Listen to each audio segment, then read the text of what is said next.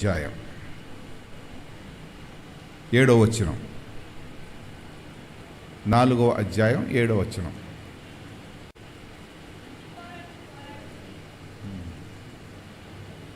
మంచి పోరాటము పోరాడితిని, నా పరుగు కడముట్టించి తిని, నా పరుగు కడముట్టించి తిని, విశ్వాసము కాపాడుకుంటుని. ఇది మంచి పోరాటము పోరాడితిని. క్రైస్తవులకి ఇలాంటి మాటలు చెప్తున్నాడు ఏటో పౌలు. అంటే నేను ఫైటింగ్ చేశాను అని అంటున్నాడు. ఏం చేశాడట? నేను ఫైటింగ్ చేశాను, నేను ఫైటింగ్కి వెళ్ళాను, నా పరుగును కడముట్టించి తిని, నా ఫైటింగ్ పూర్తయిపోయింది. దాంట్లో మన చివరిగా అంటున్నాడు, ఏ పోరాటం అంటది? విశ్వాసము కాపాడుకోవడానికి. విశ్వాసము కాపాడుకోవడానికి ఏ పోరాటం చేశాడు? మంచి పోరాటము పోరాడితిని. మంచి పోరాటము పోరాడితిని. విశ్వాస జీవితంలో పోరాటం అనేది ఒక అంశం. జీవితంలో విశ్వాసిగా బ్రతకడానికి పోరాటాలు ఎదురవుతాయి. చాలాసార్లు చాలామంది అనుకుంటారు క్రైస్తవ జీవితంలో మామూలుగా బ్రతకడం అనేది హాయిగా హ్యాపీగా ఉంటుంది అనుకుంటారు. విశ్వాసాన్ని కాపాడుకోవాలంటే మాత్రం ఏం చేయాలా? పోరాటాలు మాత్రం చేయాలి. మీ ఇంట్లో 10 కోట్ల రూపాయలు ఉందనుకోండి, 10 కోట్లు లేకపోతే ఏ గొడవ లేదు. 10 కోట్లు ఉంటే ఏం చేయాలా? ఒక సెక్యూరిటీ గార్డుని పెట్టుకోవాలి. ఎందుకు? ఎవడైనా దొంగ వస్తే వాడిని కాపలా కాయడానికి. సెక్యూరిటీ గార్డులు నీకు నాకు అవసరం లేదు. జగన్కి కావాలా, చంద్రబాబు నాయుడుకి కావాలా, సినిమా యాక్టర్లకు కావాలా. ఎందుకు కావాలంటే వాళ్ళు ఉండే స్టాండర్డ్స్, వాళ్ళకుండే విలువ ఎక్కువ. వాళ్ళ పిల్లలకు కూడా సెక్యూరిటీ గార్డు కావాలా. ఎందుకంటే వాళ్ళు నెత్తికెళ్ళిపోతే డబ్బులకి అమ్ముకోవచ్చు. మీ పిల్లలకి నా పిల్లలకి అవసరం లేదు, మీ పిల్లలకి అవసరం లేదు, నా పిల్లలకి అవసరం లేదు. రోజు మా పిల్లల గురించి ప్రార్థన చేస్తాను, మా హాస్టల్ పిల్లల గురించి. ప్రభువా, మా పిల్లలందరినీ, మాకు 2 పిల్లలే కానీ మాకుండే 60 మంది పిల్లల గురించి ప్రార్థన చేస్తాను. ఏమనంటే మా పిల్లల్ని జాగ్రత్తగా తీసుకురా. ఎందుకంటే ఏ ఆటోలో పడిపోయినా, ఎక్కడేమీ యాక్సిడెంట్ అయినా కష్టం వస్తుంది, దెబ్బ తగిలితే చాలా ఇబ్బంది పడతారని. సంఘంలో ఉండే యవనస్తులు కూడా చెప్తున్నాను, మా పిల్లల్ని ఎవరు ముట్టకూడదు, మా పిల్లలకి ఎవరు ఏమనకూడదు. మా పిల్లలకంటే ఎవరికన్నట్టుగా? కన్నా జిన్నీకి అంటే వారికి అన్నట్టుగా వాళ్ళు మా పిల్లలు. మీరు ఎవరైనా ఒరే అని పిలిచారనుకోండి, అప్పుడు మా పిల్లలకి మీరు పిలిచినట్టుగా. అర్థమైందా? మీకు ఎందుకు చెప్తానంటే చాలాసార్లు మీరు ఏమనుకుంటారంటే వాళ్ళు హాస్టల్ పిల్లలు అనుకుంటారు. హాస్టల్ పిల్లలు కాదు, మా పిల్లలు వాళ్ళు. మీరు పైసా ఇవ్వడం లేదు కదా. మీ కొడుక్కి ఎవరైనా ఒరే అని అంటే ఊరుకుంటారా? ఊరుకోరు. అరే అలా తెసిరా అని అంటారు అనుకోండి, ఊరుకుంటారేంటి మీరు? ఊరుకోరే. కనుక మా పిల్లలు వాళ్ళకేం పని అప్పు చెప్పకూడదు, వాళ్ళకి మీ నోటుకు వచ్చినట్టుగా మాట్లాడకూడదు. అలాగనే యవ్వనస్తులు ఎవరైనా ఆశయాలాడినా, ఏమైనా తప్పుడు ఫోన్లు చేసినా, ఏమైనా తప్పుడు మాట్లాడినా, అమ్మో ఊరుకునేది లేదు, తొక్కొలిసేస్తాం. ఏం వదిలిసేస్తాం? అలాగనే మా పిల్లలు ఏదైనా తప్పు చేశారనుకోండి, మాకు చెప్పండి, వాళ్ళకి కూడా తొక్కొలిసేస్తాం. ఎందుకంటే మా దగ్గర ఉన్న వాళ్ళు కరెక్ట్గా ఉండాలి. వెంటనే టీసీ ఇచ్చి పంపించేస్తాం. మా హాస్టల్లో ఉన్న ఒక పిల్ల పొరపాటు చేసిందని వెంటనే పంపించాం. ఒక్కరోడు తప్పు చేశాడని వెంటనే పంపించేసాం. తప్పు పని చేసిన వాళ్ళు ఇక్కడ ఉండడానికి. ఎందుకంటే వీళ్ళందరూ పెరిగి పెద్దవాళ్ళు అవ్వాలని మా గురి. వాళ్ళందరూ ఉన్నతమైన స్థితికి వెళ్ళాలని మా గురి. కనుక వారికి సెక్యూరిటీ మేము. కనుక వారు చుట్టూ సెక్యూరిటీ ఉంటారు వాళ్ళు. కనుక మనకు రక్షణ పొందాం కనుక మనకు ఒక సెక్యూరిటీ గార్డు ఉన్నాడు. ఎవరా సెక్యూరిటీ గార్డు? గట్టి చెప్పండి. మనకి కనబడని సెక్యూరిటీ గార్డు ఉన్నాడు. ఆయన దేవుడు. దేవునికి స్తోత్రం. హల్లెలూయా. ఆయన గురించి చెప్తూ అంటున్నాడు, నేను మంచి పోరాటము పోరాడి తిని. ఒకవేళ పౌలు గారికి అడిగితే, ఏంటండి పోరాటం గురించి రాస్తున్నారు, మంచిగా బతుకు, ప్రార్థన చేసుకో, విశ్వాసంలో జీవించు అని రాయకుండా ఇదేంటండి ఫైటింగ్ చేశాను అని అంటున్నారు మీరు అని రాస్తే, అప్పుడు కూర్చొని పౌలు చెప్తాడు, రే పిల్లలారా, విశ్వాసంతో బ్రతకాలంటే మంచి పోరాటం పోరాడాల. ఎందుకు తెలుసా? విశ్వాసంతో బ్రతకనోడుకు పోరాటం లేదు, ఆధ్యాత్మికంగా జీవించినోడుకు పోరాటం లేదు. ఎందుకంటే ఆడు రాజీ పడే జీవితం. వాడికి పేరుకే క్రైస్తవుడు కానీ వాడికి ఆధ్యాత్మికమైన అనుభవం ఉండదు. వాడికి ప్రార్థన చేస్తాడు, గుడికి వస్తాడు, కానుకిస్తాడు, పాటలు పాడుతాడు, చప్పట్లు కొడతాడు, కానీ దేవునితో వాడికి సంబంధ బాంధవ్యాలు ఉండవు. ఎప్పుడైతే దేవునితో సంబంధ బాంధవ్యాలు పెట్టుకుంటాడో సైతానుగాడు ఆడి మీద ఫైటింగ్ మొదలు పెడతాడు. ఎలాగైనా ఒకలాగా వాడిని పడేయాలని, ఎలాగైనా ఒకలాగా వాడిని లాగేయాలని, ఎలాగైనా ఒకలాగా వాడిని ఓడించేయాలనే తపనతో వాడిని ఇబ్బంది పెట్టడానికి చూస్తాడు. కనుక ఫైటింగ్ లేనోడు నిజమైన విశ్వాసి కాదు. ఫైటింగ్ నీకు వస్తుంది అని అంటే అర్థం ఏంటంటే, అమ్మో నేను నిజమైన విశ్వాసిని అని అర్థం చేసుకోవాలి. మీరు బైబిల్లో చూస్తే ఫైటింగ్లో ఉన్న వాళ్ళందరూ కూడా ఎవరు? నిజమైన విశ్వాసం. అమ్మగారు పాడిన పాట ఏంటట, విత్తనం విరగకపోతే అది మొలవదు, విరిగిపోతేనే మొలుస్తుంది. అమ్మమ్మమ్మ నన్ను విరవద్దు, అమ్మమ్మ నన్ను భూమిలో పాతొద్దు, అమ్మో ఇలాగే ఉంటానంటే దానివల్ల ఎవ్వడికి ఉపయోగం. విరిచిన తర్వాత, భూమిలో పాతిన తర్వాత దానివలన చెట్టు అవుతుంది, అది వికసిస్తుంది. ఆ రోజు విరిసినప్పుడు అది బాధపడినా తర్వాత మొక్క అవుతుంది, విరిసినప్పుడు అది దుఃఖపడినా తర్వాత మొక్క అవుతుంది, విరిసినప్పుడు తను వేసినోడిని తిట్టినా తర్వాత మొక్క అవుతుంది. మొన్న ఈ చెట్లన్నీ ఇటువైపు చెట్లు విరగొడుతుంటే మా మాధవ్తో ఈ పక్కింటి ఒక ఆయన పాలు అమ్మినోడు ఒక ఆయన అన్నాడట, ఆ పాస్టర్ బాబు ఎంతో కష్టపడి ఈ చెట్లన్నిటికీ నీరు పోసేవాడు. అప్పుడు ఎవరు ఉండేవారు కాదు కదా మాకు. సాయంత్రం పూట నీళ్ళు తోడు పోసేవాడు. ఇంత పెద్ద చెట్లే ఇప్పుడు కొట్టేస్తున్నారేంటి అని అన్నాడట. వారు కొట్టేయడం లేదు, ఇక్కడ రేకేస్తారు అనుకుంటున్నారు, కొట్టేస్తున్నారు. చెట్టు పెంచడం ఎంత కష్టమో కొట్టేయడం మాత్రం. అంటే కొబ్బరి చెట్టు కొట్టామనుకోండి, ఈ కొబ్బరి చెట్టుకి 30 సంవత్సరాల వయసు. ఆ కొబ్బరి చెట్టు ఎంతకాలం పెంచాం? 30 సంవత్సరాలు. కొట్టేయడం ఎంతసేపు? 30 నిమిషాలు కూడా అవసరం లేదు. నిన్ను చంపేయడానికి, మీ ఆయన నిన్ను చంపేయడానికి ఎంతసేపు అవసరం? ప్రస్తుతం తీసి కత్తితో ఒక్క పోటు పొడిస్తే సఫా. కానీ మీ అమ్మ ఎంతకాలం నిన్ను పెంచిందో, ఎంతకాలం పెంచిందో చూసారా? చాలాసార్లు మనుషులు ఇది గమనించారు. పెంచడం కష్టం, విరగొట్టడం చాలా సులువు. ఇది ఇంతవరకు ఈ సంఘం అయిందంటే దీని వెనక ఎన్ని కష్టాలు ఉన్నాయో, దీని వెనక ఎన్ని శ్రమలు ఉన్నాయో, దీని వెనక ఎంత కన్నీరుందో, దీని వెనక ఎన్ని అపశృతులు ఉన్నాయో, ఎన్ని భయాలున్నాయో. కానీ ఈ విత్తనం విరిగింది, మొక్క మొలిసింది, ఈ మొక్క శాఖోపశాఖలుగా విరిగింది, వెలసింది, ఇప్పుడు అది విరిగింది. అందు గురించి అంటున్నాడు పౌలు, నేను మంచి పోరాటము పోరాటి తిని నా పరుగు కడముట్టించి. నా పరుగు అంటే నా పరుగు ఏంటంటే నా విశ్వాస జీవితంలో నువ్వు నాకు అప్పచెప్పిన పరుగు నేను కడముట్టించి తిని విశ్వాసము కాపాడుకుంటే. విశ్వాసం, ఈ పరుగులో చాలాసార్లు నాకు అపశృతులు ఎదురయ్యాయి. ఎవరో అల్లం వేసి చికెన్ వండుతున్నట్టుగా ఉన్నారు, వాసన వస్తుంది కదా, మీకు వస్తుందా లేదా? చూసారా, శోధన ఇదే. పక్కింటి వాళ్ళు ఎవరో లాగా ఉన్నారు. మనకు తెలిసిన వాళ్ళు అయితే చెప్పుందాం, ఇది పెద్ద ప్రమాదం. ఆకలి టైము, వాక్యం వింటున్నాం, కొన్ని అల్లం వేయకపోయినా బాగున్నాం.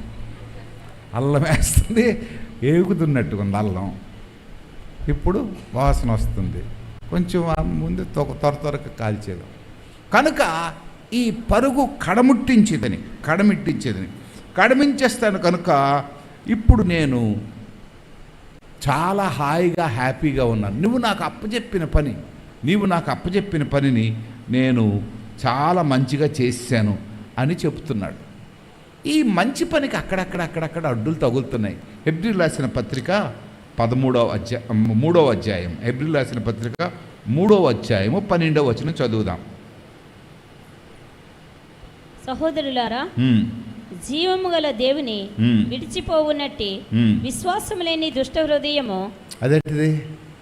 జీవము గల దేవుణ్ణి విడిచిపోవునట్టి విశ్వాసము లేని. దేవుడు ఎక్కడున్నాడండి? విడిచిపోవడం గారికి దేవుడు ఎక్కడున్నాడా? మనతో ఉన్నాడు దేవుడు? లేడే. మనతో ఉన్నాడా? ఆయన విడిచిపెట్టడానికి ఎక్కడున్నాడా? మన ఇంటికి ఏమైనా వచ్చాడా? ఎప్పుడైనా మనతో కాఫీ తాగాడా? హలో బ్రదర్ అన్నాడా? అంటే అర్థం ఏంటంటే వాక్యమే దేవుడు. దేవుడిని కలుసుకోవడానికే దేవుని సన్నిధికి వస్తున్నాం మనం. ఈరోజు ఎందుకు వచ్చామంటే మనం ఎవరిని కలుసుకోవడానికి వచ్చాం? దేవుడు మనతో మాట్లాడుతుంటే వినడానికి వచ్చాం. మనం దేవా నాయన ఆయన ఎంతసేపు ఆరాధించాం, ఏడ్చాం, ప్రార్థన చేశాం, కన్నీరు కార్చాం. నాయనా నువ్వు మాకు చేసిన మేళ్ళకు వందనాలని చెప్పాం. ఇప్పుడు ఆయన ఏంటంటున్నాడు? ఇప్పుడు మనతో మాట్లాడుతున్నాడు. దేవుడు మనతో మాట్లాడడమే, దేవుని వాక్యమే దేవుడు. దాంట్లో మరొక మాట చెప్పాడు, జీవము గల దేవుడు. అంటే అర్థం ఏంటంటే దేవుళ్ళు చాలామంది ఉన్నారు, దేవుళ్ళుగా పిలువబడిన వారు చాలామంది ఉన్నారు. కానీ నీవు నేను మనము ఆరాధించే దేవుడు ఎవరట? దేవునికి స్తోత్రం, హల్లెలూయా. ఏంటి ఇలాంటి మాటలు చెప్పినప్పుడు మీ మట్టుకు మీరే, నేను స్తోత్రం చెప్పకముందే మీరు చెప్పాలా. మనందరం ఆరాధించే దేవుడు ఎటువంటి దేవుడు అండి? మనమందరం ఆరాధించే దేవుడు శక్తివంతుడైన దేవుడు, బలవంతుడైన దేవుడు, ఆరాధించే దేవుడు. అవునండి, అవును, ఆయనకు జీవం ఉంది. ఈరోజు జీవము లేని దేవుడిని ఆరాధించేవారు మనకంటా గొప్ప శక్తివంతమైన దేవుడిని ఆరాధించినట్టుగా ఫీల్ అవుతుంటే మనం అలాగా ఫీల్ అవ్వడం లేదు. దేవుడు అంటే లెక్క లేకుండా బ్రతుకుతున్నాం. ఆయన కలుసుకోవడానికి రాం, ఆయన మాటలు వినడానికి రాం, ఆయనతో మాట్లాడడానికి రాం. ఆదివారమే పనులు పెట్టుకుంటాం, ఆదివారమే క్యాంపులు పెట్టుకుంటాం, ఆదివారమే పెళ్ళిళ్ళకి వెళ్తాం, ఆదివారమే మా అయ్యగారు మీరు పాస్టర్ గారు కనుక మీకు తప్పదండి అని అంటారు. పిచ్చోళ్ళారా, పాస్టర్ గారైనా మాస్టర్ గారైనా ఎవడైనా అందరికీ దేవుని అవసరత ఉందండి. దేవుని అవసరత లేని వాడెవడు లేడు. ఎందుకంటే ఆయన సర్వలోకానికి సృష్టికర్త. అక్కడ అంటున్నాడు, జీవము గల దేవుణ్ణి విడిచిపోవునట్టి విశ్వాసము లేని దుష్ట హృదయము. అందు గురించి నేను ఫైటింగ్ చేస్తున్నాను. ఆయన్ని విడిచిపోవడానికి నాకు ఒక శత్రువు ఉన్నాడు. విడిచిపోవునట్టి విశ్వాసము లేని, నాలో విశ్వాసము తొలగించేయాలని, ఆయనకి నన్ను దూరం చేయాలని, ఆయనతో సహవాసం లేకుండా ఏదో ఒక కారణం పెడుతున్నాడు, ఏదో ఒక దుష్టు తెచ్చుడు. చాలామంది సంఘానికి మానేయడానికి చాలా రకరకాలైన కారణాలు ఉంటాయి. ఎందుకమ్మా రావడం మానేస్తంటే, ఏడు సార్ నాకు ప్రార్థన ఎవరు, పాటలు ఎవరు, మాటలు ఎవరు, ఏడు చేయరు. ప్రార్థన అనేది ఎవరి గురించి, ఎవరితో మాట్లాడుతున్నట్టుగా? గట్టి చెప్పండి అమ్మా. ఇంటి దగ్గర మాట్లాడచ్చా లేదా? అంటే గుడిలో ప్రార్థన చేస్తేనే ప్రార్థన. పాట అంటే ఎవరి పాట? అది సినిమా పాట, దేవుడు పాట. ఇంటి దగ్గర పాడొచ్చా? ఇక్కడ పాటిస్తేనే. పనికి మాలని బుర్ర ఏంటేస్తానంటే దేవునికి మనకి దూరం చేయడానికి పనికి మాలిన ఆలోచన పెడుతుంది. ఆ గుడిలో మనకెవరండి? మరి ఎవరికిస్తారు?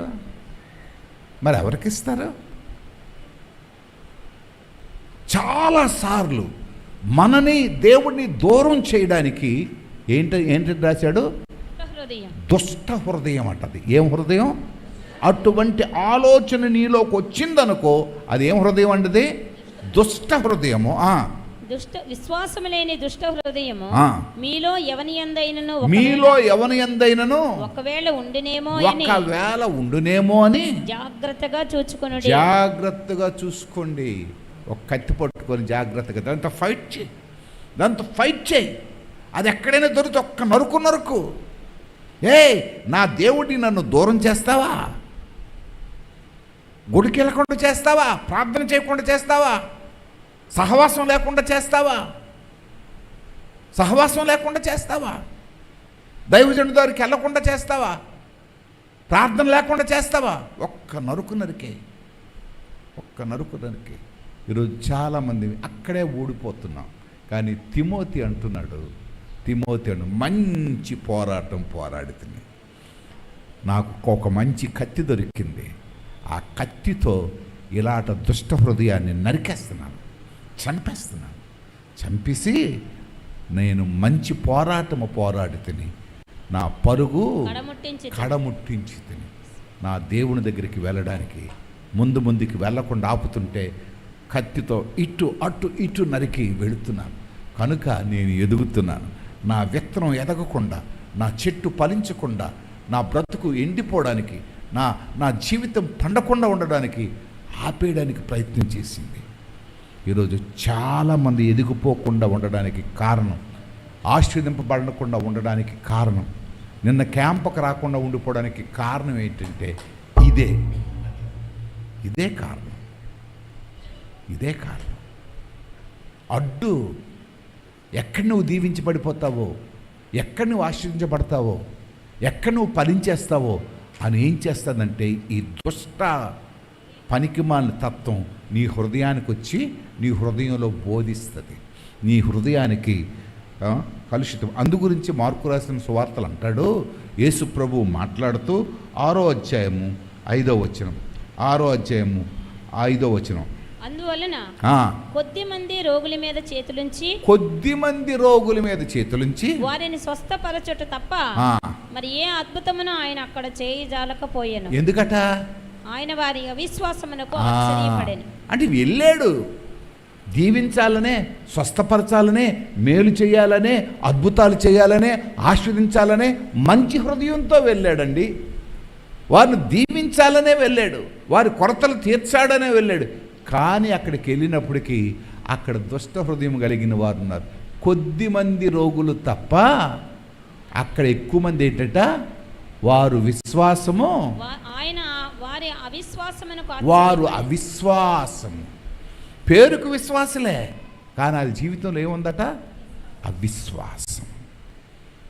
వారి జీవితంలో అవిశ్వాసం. ఈ 3 రోజులు నేను ఒక అవిశ్వాసంతో బాధపడ్డాను. నిన్న ఉదయాన్నం వరకు నాకు ఫీవర్ ఉంది. రోజు ఏదైతే థర్మామీటర్ పెట్టుకోవడం, పాస్టర్ గారిని పిలవడం, మా కోడలకు పిలవడం. ఎంత ఉంది చూడు, 100 ఉంది, 99 ఉంది, 100 ఉంది, 99 ఉంది. ఎంత ఉంది చూడు, 140 ఉంది, 145 ఉంది. బీపీ ఎంత ఉందో చూడు. మెడికల్ క్యాంపుకి నేను వెళ్ళకుండా చాలా ఇబ్బంది పెట్టింది. నేను నేటి చేశానంటే మరి టెస్ట్ చేయలే, స్నానం చేశాను, బట్టలు వేసేసుకున్నాను. తెల్లవారు నుంచి సాయంత్రం వరకు పిల్లలు ఎదురుగా కూర్చొని వాళ్ళు చెక్ చేస్తుంటే అలాగ చూసుకొని ఉన్నాను. చివరికి అక్కడ కూడా టెస్ట్ చేయించుకున్నాను. చేస్తే బీపీ పూర్తి తగ్గిపోయింది, జ్వరం పూర్తిగా లేదు. అంటే నేను అవిశ్వాసంతో ఆ 2 రోజులు బాధపడ్డాను, జ్వరం బాగా పెరిగిపోయింది.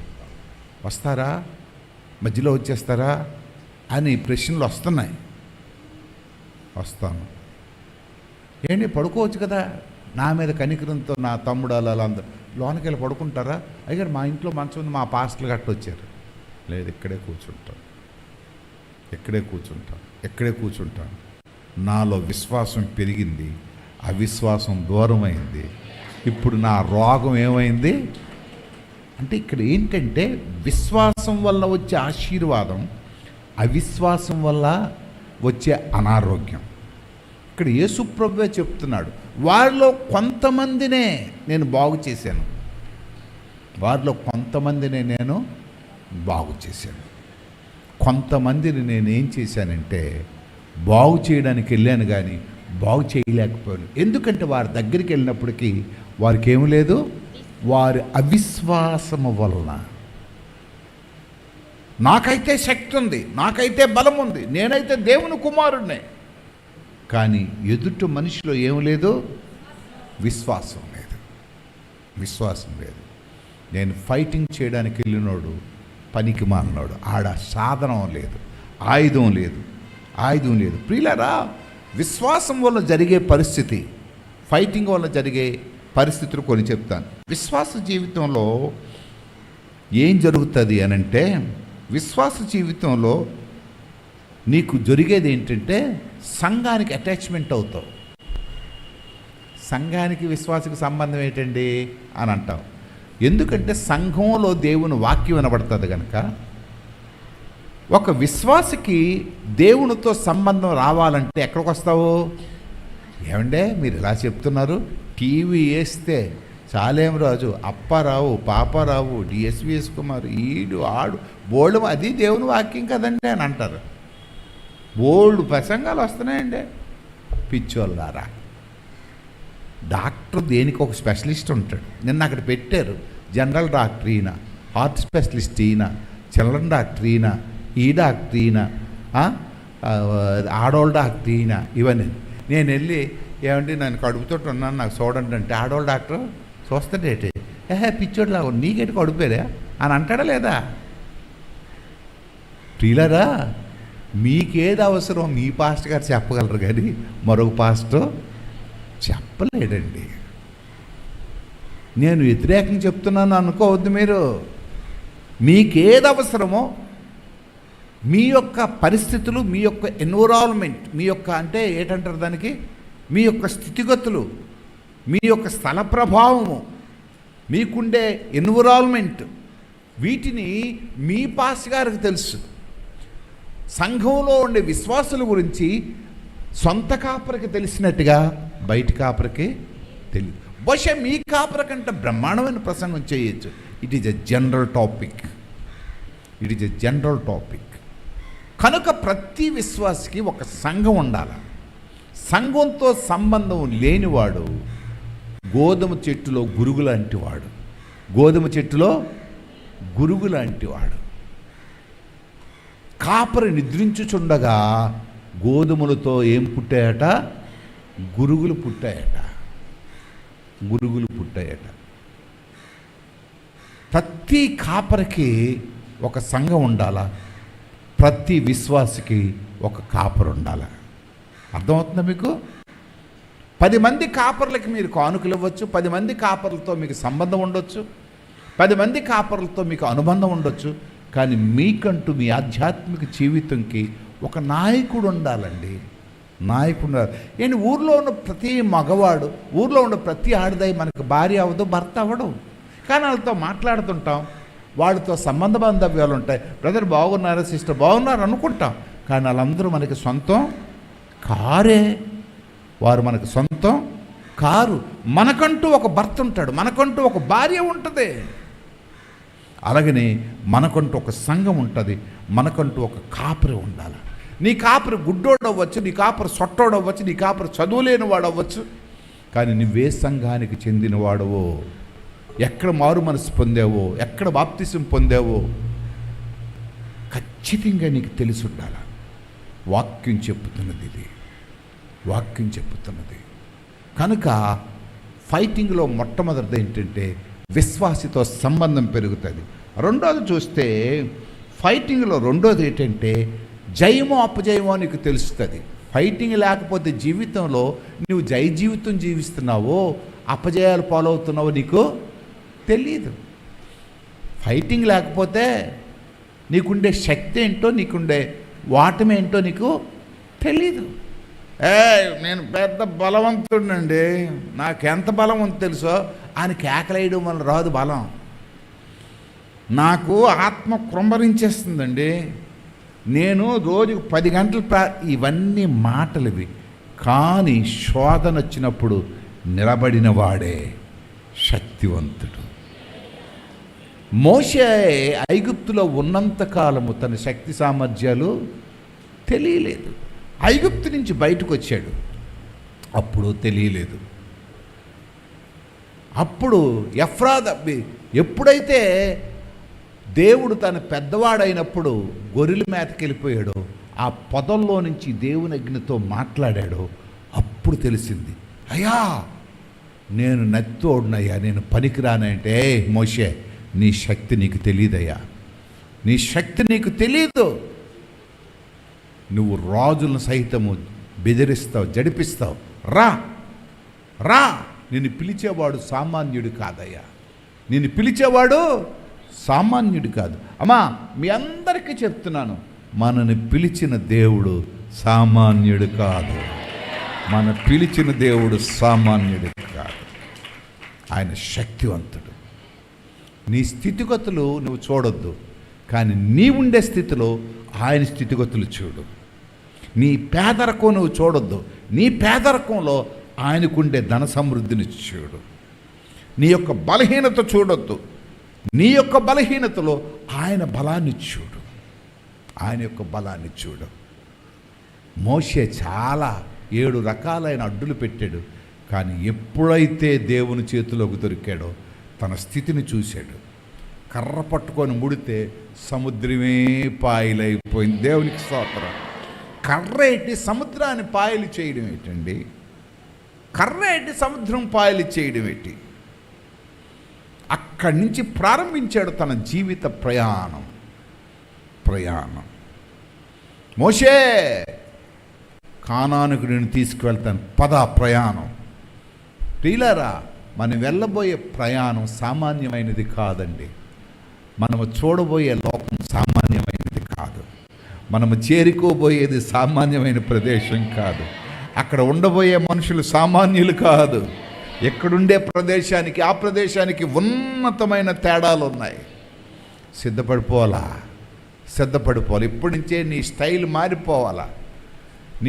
మారిపోవాలా. జుత్తు ఇటేసుకొని జొత్తు అటేసుకొని, లేకపోతే ఇటేసుకొని అటేసుకొని కాదు. అక్కడ స్టైల్ ఇప్పుడు నేర్చుకోవాలి నువ్వు. అక్కడ దేవదూతలు ఎలాగుంటారు, ఇప్పటి నుంచే దేవదూతలా తయారవ్వాలి మీరు. మనం వేరే స్టైల్, మన పురుషులు ఎలాగుంటారు, మనం స్టైల్స్ మారిపోవాలి. ఎందుకంటే మనం వెళ్ళబోయేది ప్రదేశం వేరు. ప్రదేశం వేరు. కనుక నువ్వు వెళ్ళబోయే పరిస్థితిలో నీ స్టైల్ మారిపోతుంది. యుద్ధంలో జయోపజయాలు మనం చూస్తాం. మూడోది చూస్తే యుద్ధంలో ఆత్మీయ సంబంధమైన పాఠాలు నేర్చుకోవచ్చు. యుద్ధంలో ఏం నేర్చుకుంటాం? ఆత్మీయ సంబంధమైన పాఠాలు నేర్చుకుంటాం. యోబుకి యుద్ధంలో ఆత్మీయ సంబంధమైన పాఠాలు నేర్పించాడు దేవుడు. యోబుకు ఓర్పొంద గనక ఆత్మీయ సంబంధమైన పాఠాలు నేర్పించాడు. గుడ్డువాడికి ఆత్మీయ సంబంధమైన పాఠాలు నేర్పించాడు. 38 సంవత్సరాలుగా ఆ కోనేరులో దగ్గర ఉండే మనిషికి ఆత్మీయ సంబంధమైన పాఠాలు నేర్పించాడు. చాలామంది తొందరపడిపోతారు దేవుడి గురించి. ఈరోజు మన సంఘం అనుభవిస్తున్న ఈ అనుభవాలు, ఈరోజు ఈ సంఘంలో మనం చూస్తున్న దృశ్యాలు, నేను నా చిన్న కొడుకు ఒకనాడు ఎప్పుడో 30 సంవత్సరాల క్రితం ఇదే గ్రౌండ్లో కూర్చొని చూసేవాళ్ళం. ఇదే రుజువు. లారీలు వెళ్తుంటే అప్పుడు తెలియని వయసులో ఏటివి సిమెంట్ బస్తాలు రా. ఏటివి అంటే సిమెంట్ బస్తాలు. ఎవడో ఒకడు రేపు మనకు తెచ్చి ఇచ్చేస్తాడు రా. అలాగే తెచ్చిచ్చాడు. ఒకడు 3 లారీలు తెచ్చాడు, మరొకడు 3 లారీలు తెచ్చాడు. ఏటివి? కారులు రా. అలాగే తెచ్చిచ్చాడు కారు. నేను ఎందుకు చెప్తున్నాను? అబద్ధాలు కాదు, నా కొడుకే నాకు సాక్ష్యం. 30 సంవత్సరాల క్రితం కనిన కలలు ఈరోజు వెల్లు విరిసే దినాలుగా మారిపోయాయి. కలలు కనండి. మీ జీవితాన్ని గురించి మీరు కలలు కనండి. యుద్ధంలో అంతవరకు ఎదురు చూసి, యుద్ధంలో అంతవరకు కవచాన్ని పట్టుకొని, కత్తి పట్టుకొని, డాలు పట్టుకొని ఫైట్ చేయండి. ఏమండి, విశ్వాసంలో ఎప్పుడు అపజయం పాలు కావద్దండి. ఇంకా ముగించేస్తాను నేను, ఎందుకంటే టైం అయిపోతుంది, ఎండ ఒకటి ఎక్కువ ఉంది కనుక వీలైతే తక్కింది నెక్స్ట్ సండే చూస్తాను. ఎందుకంటే కనుక ప్రియులారా, మోషే జీవితంలో ఎన్నో జయాలు చూశాడు, విజయాలకి నాందైపోయాడు. చివరికి నత్తి మోషే, పిరికి పందైన మోషే దేవుడికి ఇష్టడైపోయిన తర్వాత దేవుడు అంటున్నాడు,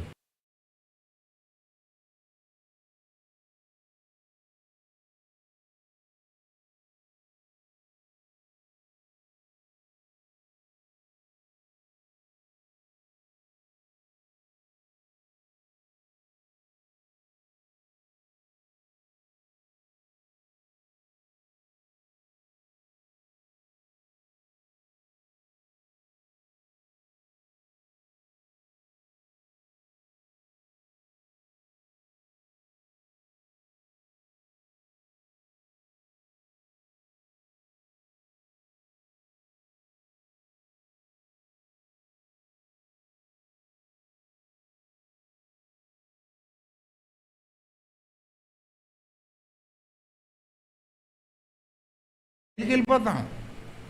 కానీ ఒకడే ఒక హీరో ఉన్నాడు, అదే మన పార్టీ. ఆ పార్టీ హీరో ఒకడే ఉన్నాడు. ఆయనతో తిరిగితే ఎన్ని సంవత్సరాలు తిరిగినాయి, అది గ్యారంటీ పార్టీ. ఆ రాజు మారడు, ఆ పార్టీ మారదు, అది సేఫ్టీ పార్టీ. ఆయన అన్నీ ఇస్తాడు. 5 సంవత్సరాలు కాదు కదా, జీవితాంతం నీకు ఇచ్చే దేవుడు, జీవితాంతం నిన్ను చూసే దేవుడు.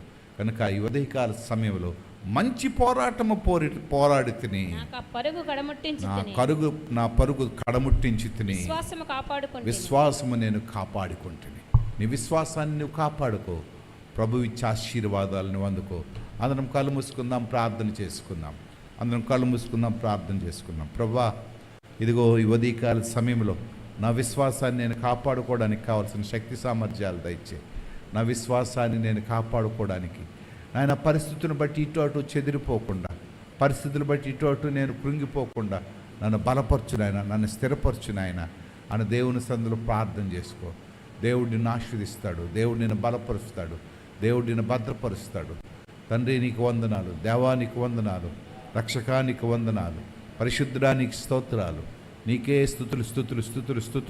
స్తోత్రాలు చెల్లిస్తున్నాను నాయన. మేము బలహీన స్థితిలో ఉన్నప్పుడు మమ్మల్ని బలపరిచే దేవుడు నీవు, మేము రోగులుగా ఉండేటప్పుడు మమ్మల్ని స్వస్థపరిచే దేవుడు నీవు, మేము ఓడిపోతాం అనుకునేటప్పుడు మాకు జయాన్నిచ్చే దేవుడు నీవు, మాకు ఇంకెవ్వరూ లేరు అనుకునేటప్పుడు మాకు దన్నుగా నిలిచే దేవుడు నీవు.